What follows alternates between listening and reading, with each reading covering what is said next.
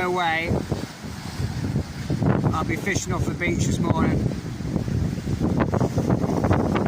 We're at low water now.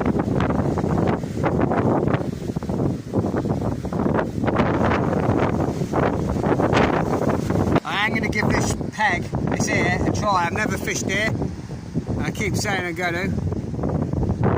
I mean, when the weather's right, I reckon that's bang on down here for a bass or something running along this wall. It's got to be. I was wondering why it's been closed, but after the last storms and high tides, you can see all this boarding here. It's all been ripped away. All them steel posts are all bent to hell. All the iron girders.